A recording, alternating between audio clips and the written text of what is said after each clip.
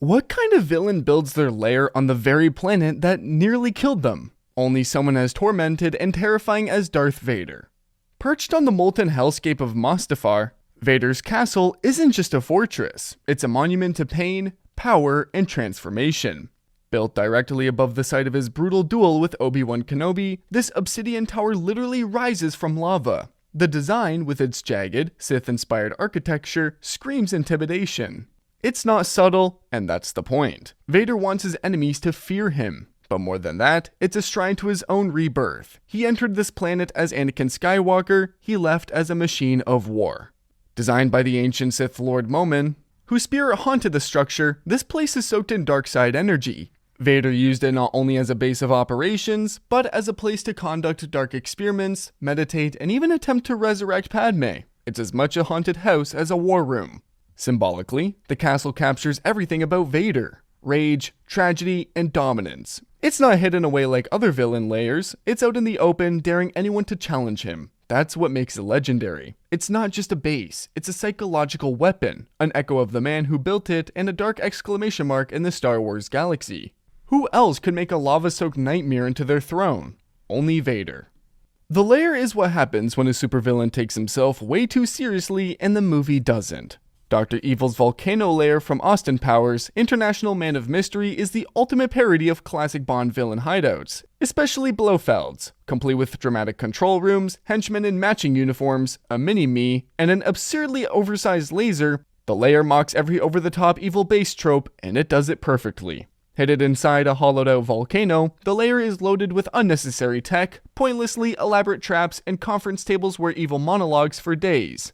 There's even a high-stakes countdown timer, which he insists on narrating in real time, and rooms where failed employees are dropped into fiery pits for interrupting him. It's ridiculous, self-aware, and somehow still kind of awesome.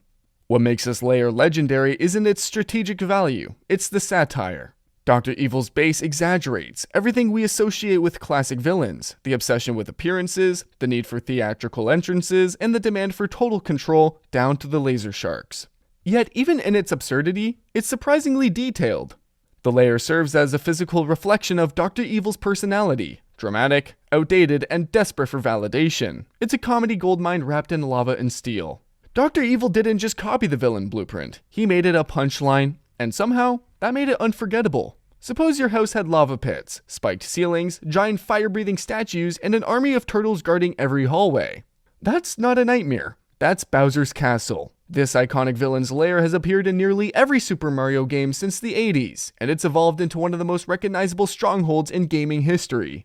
Sitting at the end of each world like a boss-level exclamation mark, Bowser's Castle is a fortress of doom filled with swinging axes, trapdoors, collapsing bridges, and puzzles designed to roast plumbers alive.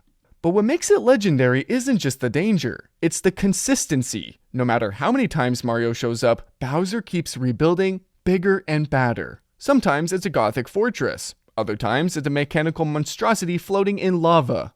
There are versions in space, underwater, and even inside other dimensions. Each one reflects Bowser's brute force style and over-the-top personality. And of course, at the heart of it all is the King Koopa himself, waiting in his throne room for a final showdown. Plus, let's not forget he's usually holding Princess Peach hostage because no villain lair is complete without some dramatic stakes. Bowser's Castle is pure chaos meets medieval fantasy, and it stood the test of time by being as unpredictable as it is deadly. It's not just a level, it's the level. A firelit, spike-covered monument to Nintendo villainy. What happens when a homicidal maniac turns a children's amusement park into a house of horrors? You get the Joker's Funhouse, a place where laughter and screams blur into one terrifying symphony. Unlike high-tech volcano layers or military-style fortresses, the Joker's base is pure chaos. Usually set in a rundown carnival, abandoned amusement park, or twisted circus tent, his funhouse is less about strategy and more about psychology. It's his mind turned inside out, bright colors masking blood-soaked traps, joy rides wired with explosions, and mirrors that distort your face just like he distorts reality. Every version of the funhouse, whether in comics like The Killing Joke, Batman, the animated series, or the Arkham video games, captures that sick contrast between childhood innocence and criminal insanity. One moment, you're on a carousel. Next, you're dodging acid pies and killer clowns. It's not a base, it's a living nightmare with a laugh track. And the best part, Batman never knows what he's walking into. The Joker constantly redesigns the place, making it a psychological maze with deadly punchlines at every turn. One room might be full of mannequins dressed as the Bat family. Another might feature a game show where losing means death. The Joker's Funhouse isn't about hiding, it's about performance. He doesn't just want to kill Batman, he wants to break him, and this twisted circus is the stage. It's not just legendary, it's the most disturbingly fun villain layer ever created. Imagine declaring war on humanity from space. That's what Magneto did with Asteroid M, his orbital fortress and mutant sanctuary floating above Earth. While most villains settle for secret bunkers or underground labs, Magneto went cosmetic. And you know why? Because he didn't just want separation. He wanted dominance, distance, and complete control over who enters his world.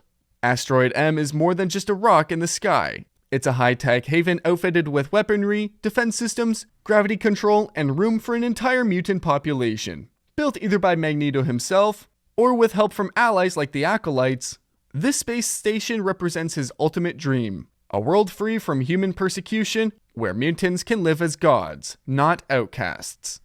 But, of course, it's also the perfect platform to hold the world hostage. From Asteroid M, Magneto has threatened global governments, launched attacks, and staged full-blown ideological battles. One wrong move from Earth, and the Master of Magnetism could drop metal wrath from the stars. Symbolically, it's brilliant. Magneto literally rises above humanity, watching, judging, separating himself physically and philosophically. And when it fails, because yes, it always crashes in the end, it's not just a loss of a base, it's a shattering of his dream. Asteroid M is legendary not just for its sci-fi scale, but for what it represents: isolation, superiority, and the tragedy of a man who would rather orbit Earth than to live on it.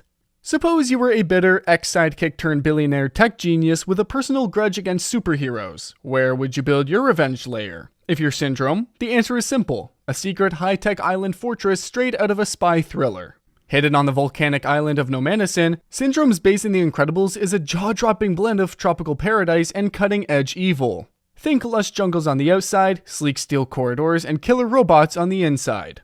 Everything is voice-activated, laser-guarded, and designed to kill nosy supers, especially one named Mr. Incredible.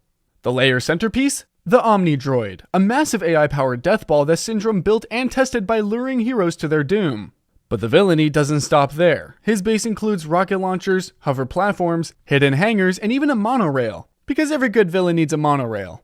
What makes this lair stand out is its Pixar-perfect mix of retrofuturism and functionality. It's stylish, deadly, and entirely personalized to Syndrome's flair for drama. You can almost hear him say, if you're going to be evil, do it with class. More than just a hideout, the island reflects Syndrome's twisted philosophy, that heroes are obsolete and he's the future. From the architecture to the trap design, everything screams insecurity hidden under slick tech. It's not just one of Pixar's coolest settings, it's the villain's real estate goals. Ernst Stavro Blofeld, the iconic James Bond villain and head of Spectre, didn't just want a hideout, he wanted the ultimate villain headquarters. Hidden within an inactive volcano in Japan, this lair from You Only Live Twice isn't just stylish, it's downright insane in the best way possible. It's got everything: full-scale control rooms, armed guards in matching uniforms, a private shuttle system, and the kind of skill that makes most supervillain lairs look like glorified basements. The Volcano base became an instant icon, not just because of its absurd ambition, but because of what it represented: the peak of Cold War-era villainy. Blofeld wasn't hiding in shadows, he was literally launching rockets to hijack US and Soviet space missions, risking World War III. Subtlety? Not his thing. And get this, it wasn't all special effects. The set was so massive that it reportedly cost $1 million in 1967, which is around $9 million today, with an actual working monorail built inside Pinewood Studios. Director Ken Adams' vision here redefined what villain lairs could look like on screen. Blofeld's Volcano base isn't just legendary because of Bond, it set the gold standard for villain architecture. Secret layer goals? This one still tops the list. The Drome isn't just a base, it's a bold steel-plated declaration of world domination, Cobra style. Introduced in the G.I. Joe universe during the height of the 1980s Cold War cartoon craze, the Drome is everything a cartoon villain could dream of. Sleek, circular, and packed with enough firepower to flatten a continent. This futuristic fortress served as Cobra's main hub for evil operations, espionage, weapons manufacturing, and launching full-scale assaults on G.I. Joe, and, well, anyone else that got in the way. Armed to the teeth, the Drome featured anti-aircraft turrets, laser cannons, command centers, and even a retractable launch silo for Cobra's signature jet, the Firebat. Its circular design wasn't just cool to look at, it allowed for 360-degree defense, making it nearly impossible to infiltrate unless you're a Joe with a plan, of course. What made it legendary, beyond its design, was its presence in the toy world. Released as one of the biggest and most expensive playsets of its time, the Terror Drome became a holy grail for collectors. Owning one meant you were serious about your villain game. As a symbol, it perfectly captured Cobra Commander's style. Loud, theatrical, and utterly megalomaniacal. Whether in comics, cartoons, or plastic on a bedroom floor, the Terror Drome screamed one thing: Cobra isn't hiding anymore. They're going big, loud, and global. Which of these terrifying hideouts would you avoid at all costs? Let us know in the comments below, and hit subscribe if you want to keep exploring the scariest place fiction has ever imagined.